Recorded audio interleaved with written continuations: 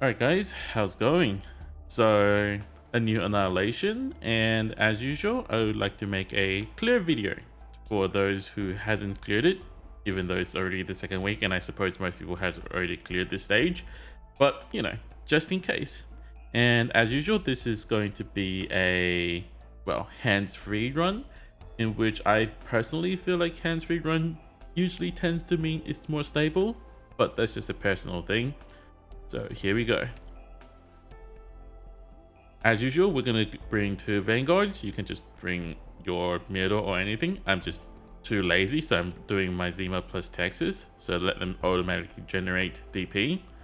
And Thorns, Thorns is a must-have.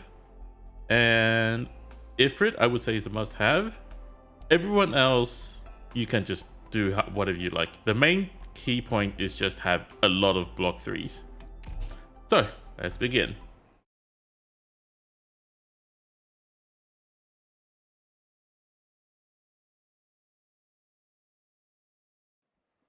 Now, again, as always, because it is Annihilation and you don't get automatically generated DP, we put down 2 Vanguards.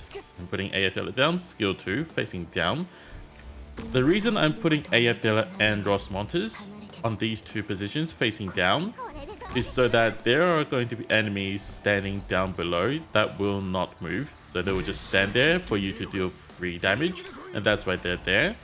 Mountain barely survives this, and then that's why I have a medic like Whispering to make sure that Mountain doesn't die. I think if the HP, if the level is a bit lower or not M3, he might not be able to clear the enemies fast enough. I'm not really sure because this is the first time I've ever used him over here. You can do Blaze, you can do Hellogger, anything would really work as long as you have someone there protecting these 3 devices on the left side. I don't think it really matters as much.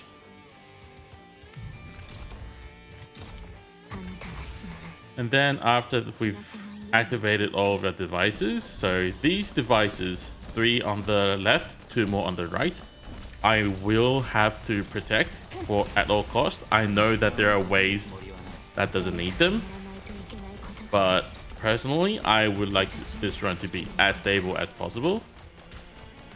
Here we have Thorns facing down. Thorns will not need any aid, just Thorns himself will pretty much carry the entire right hand side of the stage easily.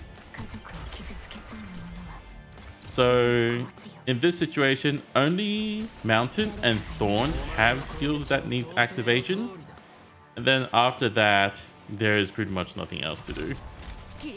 So I think I would put down timestamps for when the final wave is here or not. We will see.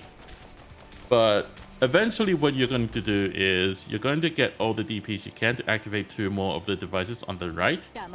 Whispering, as I mentioned, being here healing.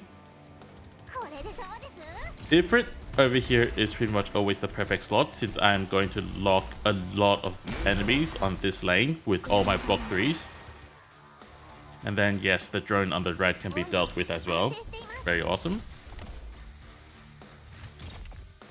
So basically what you're going to do is the 4 tile between Texas, Zima, and then the 2 tiles between Ifrit and Rosmontes. These 4 tiles combined, I'm going to have 4 3-block operators. And all the blocks combined will make sure that no matter how many of those agents that come in to decrease my block count or whatever, I will have more than enough block to deal with any situation.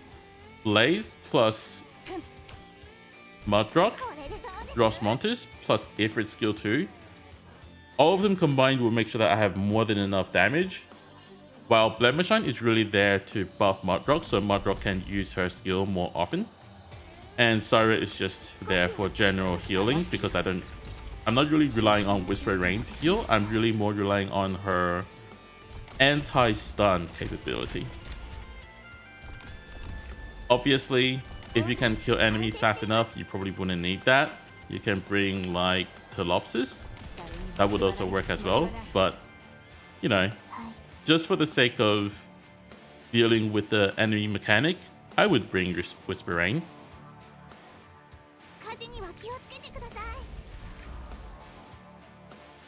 And here we go, the long wait.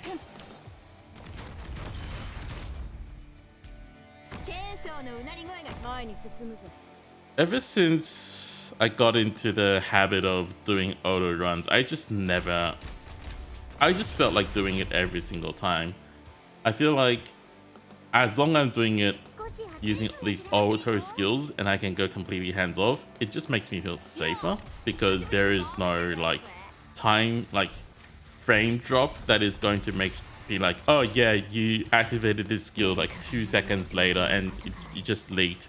Or like, oh yeah, you deployed this operator too late because auto just screws you over. That won't happen. And so that is why I really prefer these pure auto skills. And so, yep, Gross Montes, that is skill 1 if it is on skill 2.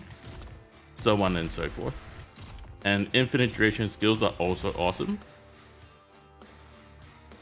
We will actually get other operators that will actually aid us in these kind of situations as well in Annihilations. And like, I think as long you... I don't even think all 6 stars is necessary, to be honest. You can always have like Nero instead of Blemishine. You can always have Hoshi instead of Mudrock. You can have, you know, I don't know, let's say snipers if you really want to face off to the right. Even though snipers probably won't be as easy as thorns, they'll pretty much do the same job as well. And then I would say Lapland is a pretty great choice if you don't have Blaze. If you put behind, or if you want to put Blaze on the left side, you can put Lapland here, maybe in the front, so that Lapland takes the -1 block from the enemy agents. There are a lot of workarounds. While AFLR isn't really necessary as well, I think you can bring any arts damage operators, single target arts damage. You can put them there. It will be fine. Because what you're really doing is just dealing damage to those enemies that are standing, you know. AFLR is just because I personally like her a lot, and her skill 2 is very convenient since I M3'd it.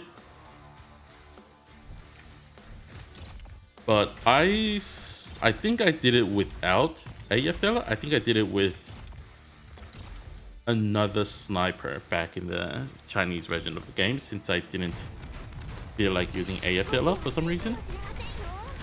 And then here we go, we have the full team, and from now on it is completely AFK. I do not need to do anything whatsoever. Blemishine is definitely on skill 1, just so that she can apply some extra heal, and because it is full automatic, also some extra damage as well. Pretty good. So what we're really having here is a lot of damage and a lot of block all combined. And since that I'm dealing with the majority of the enemies while they're walking in the way through, I can make sure that no like extra enemies, except for those that are just really tanky, can reach this defense line. So enemies that are like a bit low on HP, they would be half dead by the time they move through, just because of their standing around here in nature.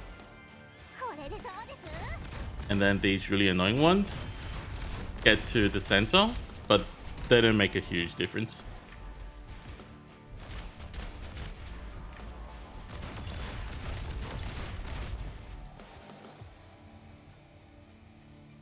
So let us sidetrack a bit before things actually get to the real deal, the 350th wave. So this video was actually delayed a bit. I was actually going to record this video yesterday, except that you know, I started re-rolling on Blue Archive. Yes, I did kind of mention that I wouldn't be playing this game, but how should I put it? My friends decided to start playing it, and I was like, why not? Let's join them. And then I started re-rolling, and that is my entire day gone, pretty much. Okay, So I think most of you have realized this really interesting point is that those enemies, those charges that requires 3 blocks will actually go into the center lane. And so they're actually getting attacked from both, like both Mudrock and Blemishine.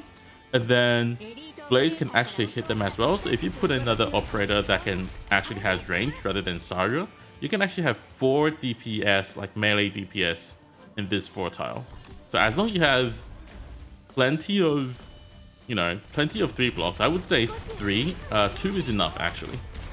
You put the 2-3 blocks at the back and then 2 blocks in the front. That can actually do the same job as well. But just in this situation, I'm doing it this way because Mudrock is OP.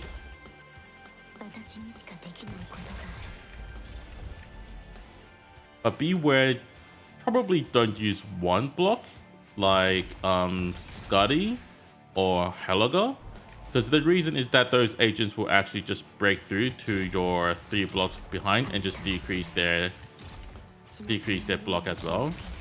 In that situation, these charges cannot be blocked by your 3 blocks. So beware of what operators you bring to block the enemies, and that is about it. And Rosmontis is great. That is why I M3 her skill 1. I specifically M3 Rosmontis skill 1. I didn't M3 her skill 2 or skill 3, but only skill 1. Just for Annihilation hands-free runs. Oh, and yes, if you thought that those hard enemies, like high HP enemies, would be blocked and won't be hit by Ifrit, again, those charges will come in between and actually be hit by Ifrit. That is the great strategy of this positioning. Can I say strategy? I think I can. And then, yes, as usual, Thorns just carries.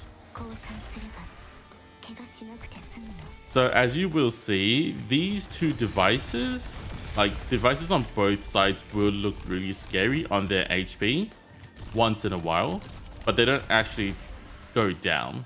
As long as you put Thorns over here and whoever you want over here, just make sure that whoever you put here just doesn't die.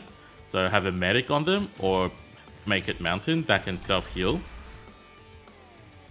Obviously, Mudrock can do the job, but personally, I would prefer putting the 3 blocks on this side rather than on the left or the right.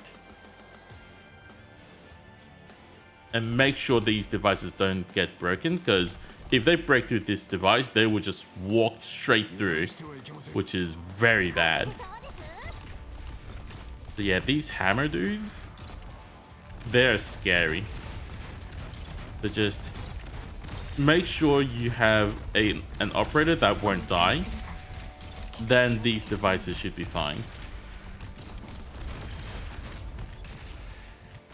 And then as you can see, enemies just standing there. And as they're walking in, Rosmont is already dealing like tons of damage to them. Very easy strategy, but very effective.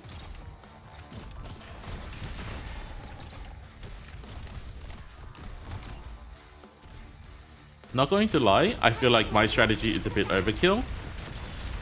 But who doesn't like a bit of overkill when you want a run to be stable, right? Ah, yes, the device HP is going really low. Very scary, but they're actually fine.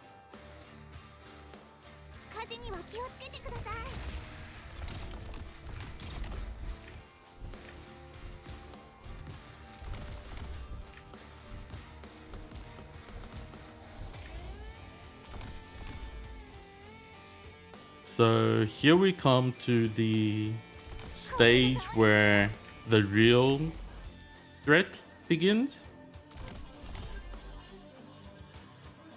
where you will see a lot of agents and a lot of enemies all coming at once. That is, these enemies are the biggest reasons why I would go with AoE attacks. Like, you see how those lower HP enemies just instantly got demolished. Makes the game very much easier. And then the agents, they don't make it through as well most of the time. Yes, they will decrease block on my blemish line, and I think mud rock once, but rarely. Overpowered attacks.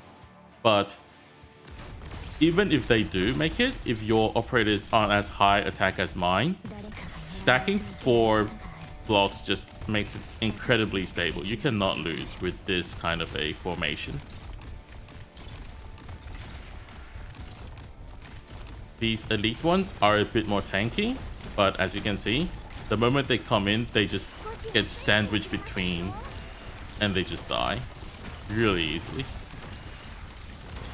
Even being here, attack from all sides. So even if they break through one, they will get sandwiched and get destroyed really quickly. And what is usually the biggest threat? The 350 wave is easily cleared just like this. So, thank you guys for watching this video. I hope this concept, idea helped you at all. And hope you guys, if you haven't yet, get your 400 heal clear done as soon as possible. I'll see you guys next time. Bye!